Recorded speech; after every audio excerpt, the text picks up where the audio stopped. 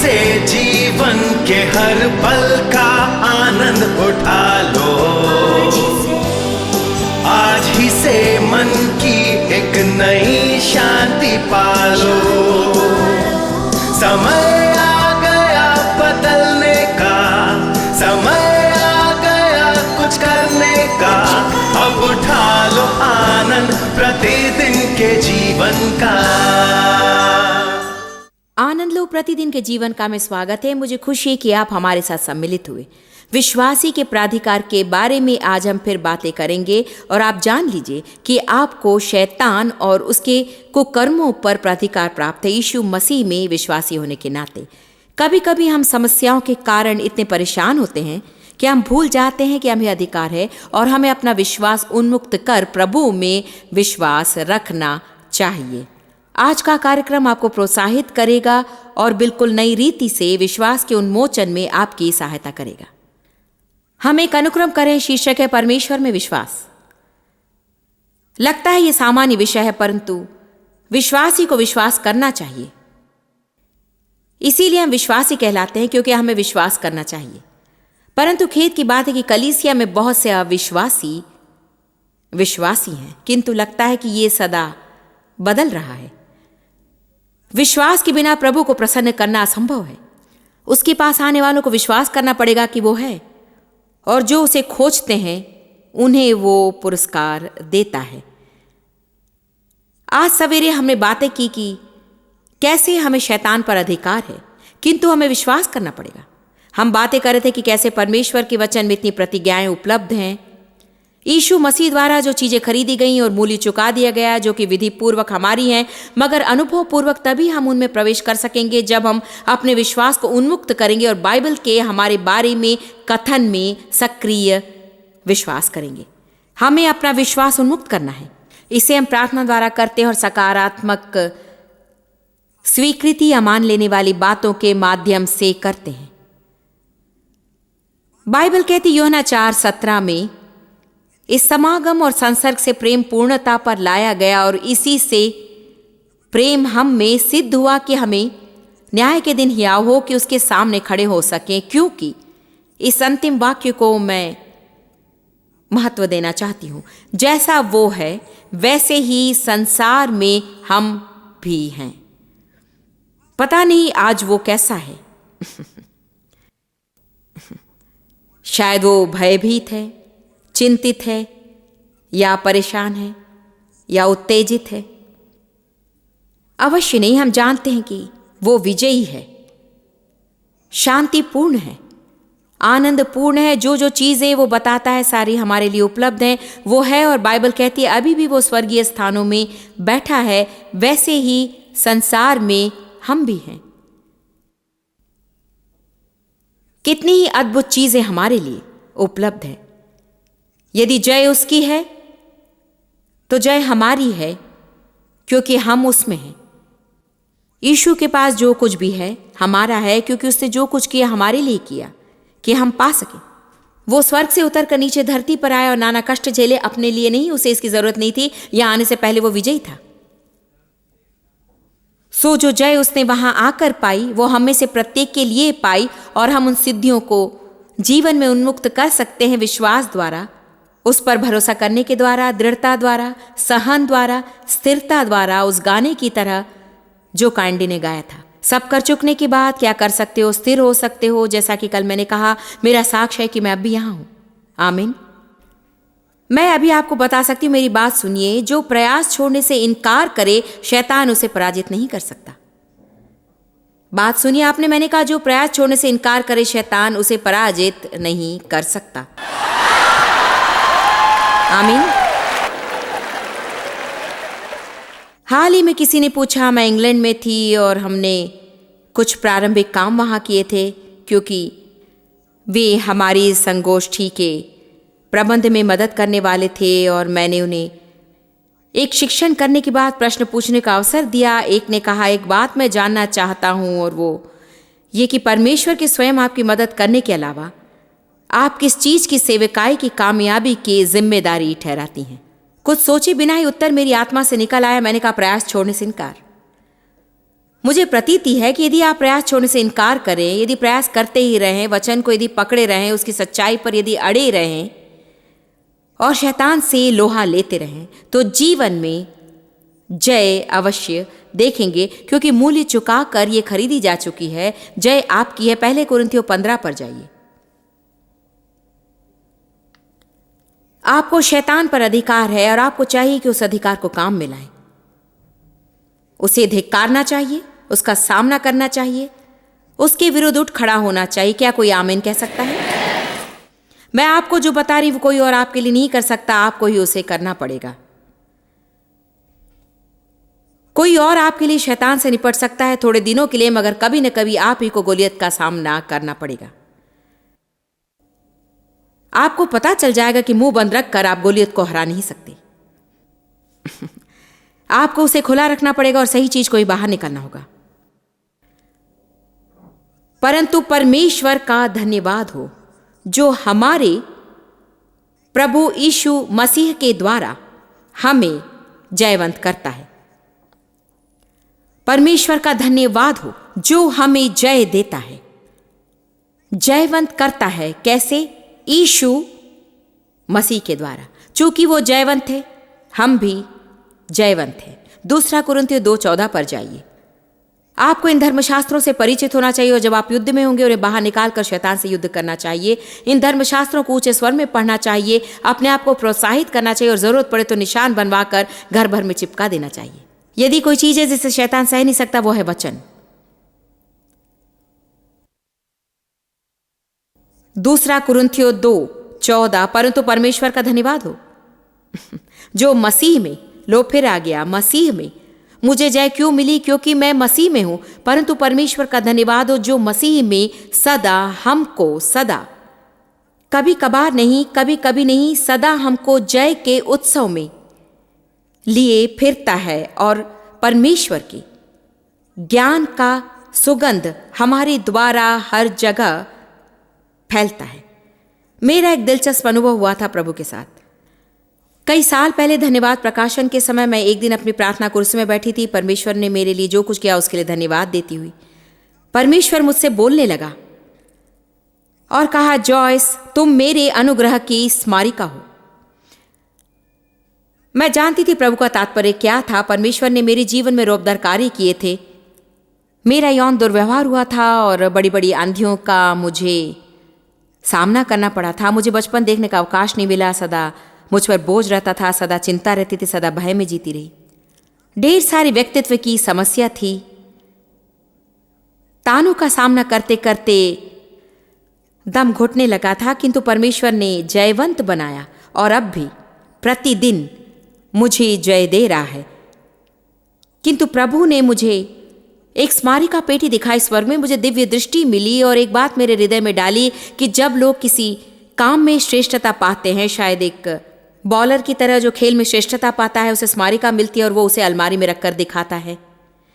यदि कोई बास्केटबॉल में श्रेष्ठता का हकदार है या फुटबॉल में या आइस स्केटिंग में, उन्हें स्मारिकाएं मिलती है और उन्हें एक छोटी सी अलमारी में रखते हैं और जो भी आता है उन्हें देखकर तुरंत कहता है कि अरे वाह, ये तो इसमें श्रेष्ठ है। परमेश्वर ने कहा, मेरी स्मारिका अलमारी स्वर्ग में है और उसमें तुम मेरी स्मारिकाओं में एक हो। जैसे कि आप में से बहुत से हैं परमेश्वर के अनुग्रह के स्मारक हैं। परमेश्वर ने मुझसे ये कहा, मैं अपनी स्मारिकाएं दिखाता हूं कि सारे प्रधान और अधिकारी देखें कि मैं जीवन बदल देने और लोगों को चंगाई देने में निपुण हूं, जिनके सर्वनाश की कोशिश की है शैतान ने।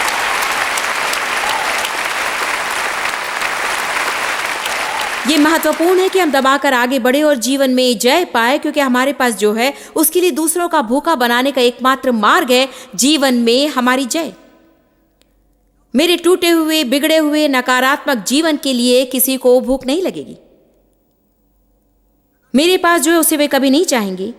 यदि जो उनके पास था उसी की दोहरी मात्रा मेरे पास है, सिर्फ मुझ पर एक मसीह स्टिकर है। Come on.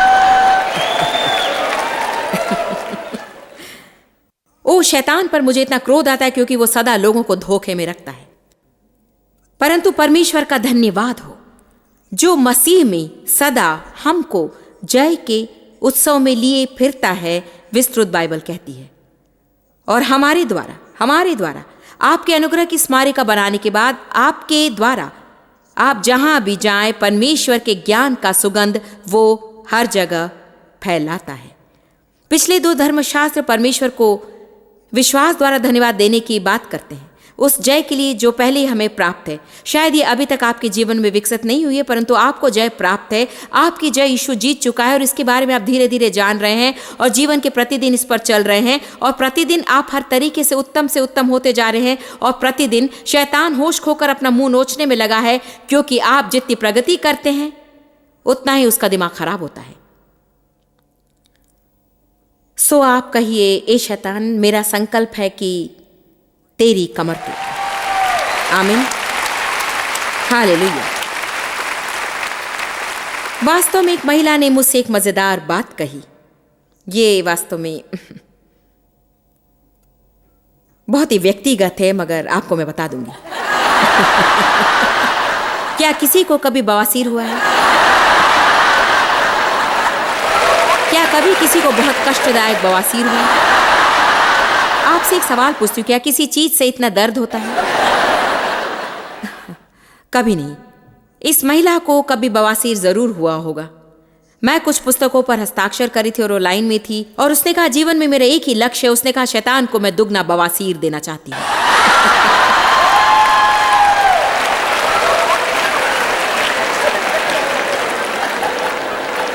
तो जैसे भी आपका स्विच काम करे, जिससे भी आपका काम बने, लक्ष्य बनाए रहिए कि शत्रु को हार देनी है। 1 यूहन्ना 5, यदि आप जरा पीछे प्रकाशन की ओर चले, 1 यूहन्ना अध्याय 5 को देखिए। मैं आप में विश्वास को गहरा कर रही हूं कि जितना सोचते हैं उससे अधिक हैं आप एक निर्बल नाचीज से अधिक हैं। आप ऊपर हैं, नीचे नहीं। प्रभु के पास आपके लिए उत्तम योजना है, मगर आपको उठ खड़ा होना है और स्वयं को सिद्ध करना है। हालेलुया। 1 यूहन्ना 5 पद 4 और 5, क्योंकि जो कुछ परमेश्वर से उत्पन्न हुआ है वो संसार पर जय प्राप्त करता है, और वो विजय जिसे संसार पर जय प्राप्त होती है हमारा विश्वास है। हा, संसार पर जय पाने वाला कौन है सिवाय उसके जिसका यह विश्वास है कि यीशु परमेश्वर का पुत्र है। यही वो विजय है जो संसार पर जय प्राप्त करती है। हमारा विश्वास, प्रभु को हम मानते हैं, हम प्रभु के वचन को मानकर चलते हैं और मानते हैं कि हमारा एक भविष्य है, और मानते हैं कि हमारा अतीत लहू के नीचे है। मानते हैं कि हम परमेश्वर से सही कर लिए गए हैं, और मानते हैं कि हमें शैतान पर प्राधिकार है और वो हमारा जीवन नहीं चला सकता। आपने यदि कुछ और नहीं किया मगर यहां विश्वास की परख के लिए रुके तो अच्छी बात है। कभी कभी यद्यपि हम विश्वासी हैं, हम विश्वास करना भूल जाते हैं। इस पर कोई आमीन कह सकता है? शैतान जो कर रहा है हम उसमें इतना उलझे हुए हैं। हमें स्मरण रखना चाहिए कि ये मेरा विश्वास उन्मुक्त करने के बारे में है। मुझे विश्वास है, विश्वास एक आत्मिक शक्ति है जो कि मेरी आत्मा में है। प्रत्येक मनुष्य को विश्वास दिया गया है। हमें विश्वास है, मगर यह हम पर है कि उसे हम कहां रखें। अपने दोस्तों में विश्वास रख सकते हैं, बैंक अकाउंट पर, या अपने में विश्वास रख सकते हैं, परंतु जब आप विश्वास परमेश्वर में रखते हैं, जब आप विश्वास को उन्मुक्त करते हैं, तो नरक का कोई शैतान आपसे उसे छीन नहीं सकता जो परमेश्वर चाहता है कि आपके पास हो। मगर कभी कभी आपको स्थिर होना पड़ेगा। रोमियो अध्याय 8 पद 37 कहता है, परंतु इन सब बातों में हम उसके द्वारा जिसने हमसे प्रेम किया है जयवंत से भी बढ़कर हैं। देखिए, मैं आपको भीतरी मनुष्य में विश्वास को जागरूक करने की कोशिश कर रही हूं, क्योंकि बाहर आपके विरुद्ध जो कुछ भी आ रहा हो, आप भीतर से यदि सबल और उत्तेजित हो सके तो शैतान आपको परास्त नहीं कर सकता, क्योंकि जो आपके भीतर है वो बाहर वाले से महान है। जो संसार में उससे भी महान है वो जो हमारे भीतर है। जितना आप इस मंच पर मुझे देख रहे हैं उससे भी अधिक मुझ में है। मेरे भीतर कुछ है। बाइबल कहती है कि मैं स्वर्गीय स्थानों में मसीह यीशु के साथ बैठी हूं, फिर भी आप मुझे अपने सामने रूबरू खड़ी देख रहे हैं। मैं यहां कैसे खड़ी हो सकती हूं? स्वर्गीय स्थानों में मसीह के साथ बैठी भी हो सकती हूं, क्योंकि हम एक ही समय पर 2 संसारों में जीते हैं।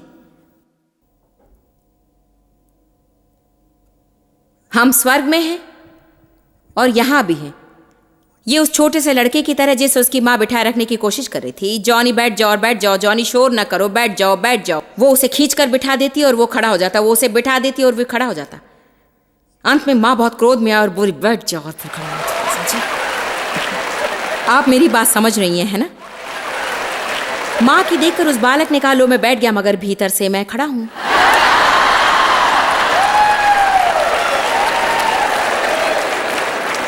देखिए, हमारे जीवन में ऐसे अवसर आ सकते हैं जब मान लीजिए शैतान हमें जबरदस्ती बिठा रहा है और अन्य शब्दों में हम जो चाहे नहीं कर सकते या नहीं पा सकते या हमारा काम नहीं बनता है, मगर आपको कहना चाहिए कि अभी तो मैं बैठ जाता हूँ, ये मेरे लिए काम में आता नहीं लगता, मगर कान खोल कर सुन ले शैतान, मैं भीतर खड़ा हूँ और मैं अपनी जय पाकर रहूँगा।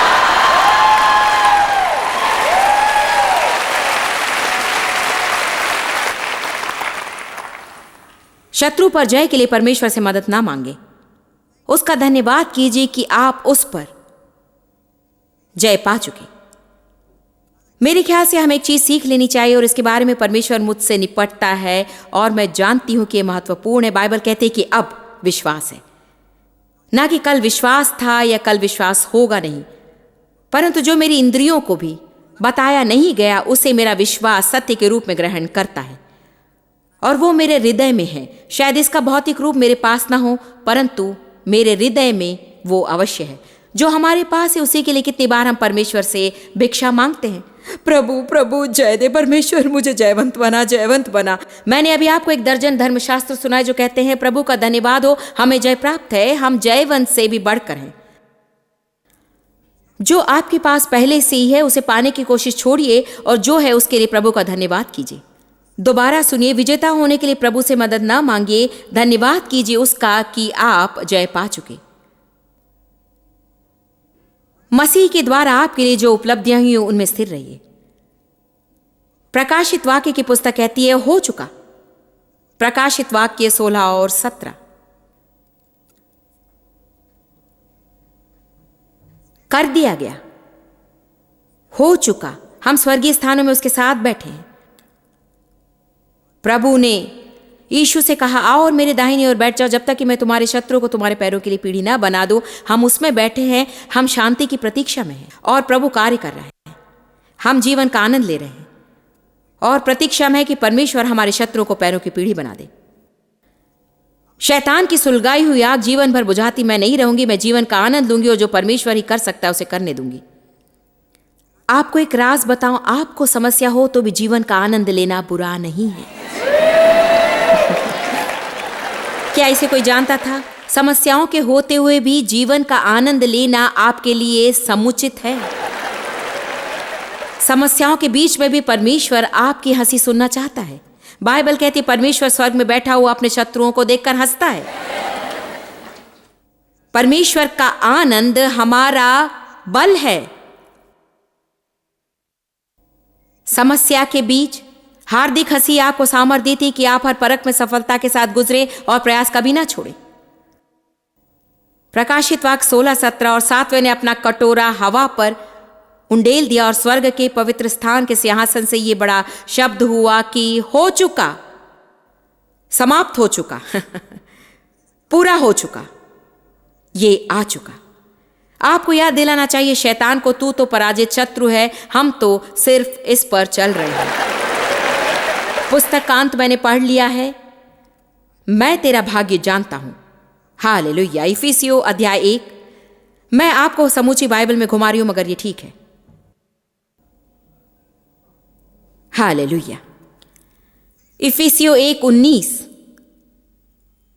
और उसकी सामर्थ हमारी ओर जो विश्वास करते कितनी महान है, उसकी शक्ति के प्रभाव के उस कार्य के अनुसार। पौलुस ने कलीसिया के लिए प्रार्थना की कि वे उस शक्ति को जाने जो उनकी थी और वे उस शक्ति में विश्वास करें। पद 20, जो उसने मसीह के विषय में किया कि उसको मरे हुओं में से जिलाकर स्वर्गीय स्थानों में अपनी दाहिनी ओर बैठाया। मैं बैठाया पर जोर इसलिए दे रही हूं कि जब भी आप देखें कि मसीह बैठा है, ये उस ओर संकेत है कि वो विश्राम में प्रवेश कर चुका है। हम स्वर्गीय स्थानों में उसके साथ बैठे हैं ताकि सबत का विश्राम हमें उपलब्ध हो।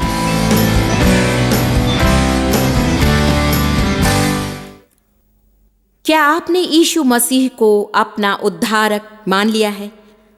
अगर नहीं तो आप ढेर सारी शांति से, आनंद से, परमेश्वर के साथ सही रिश्ते से, एक रौबदार भविष्य के ज्ञान से और अनंत काल तक परमेश्वर की उपस्थिति में होने के बोधन से आप वंचित हो रहे हैं।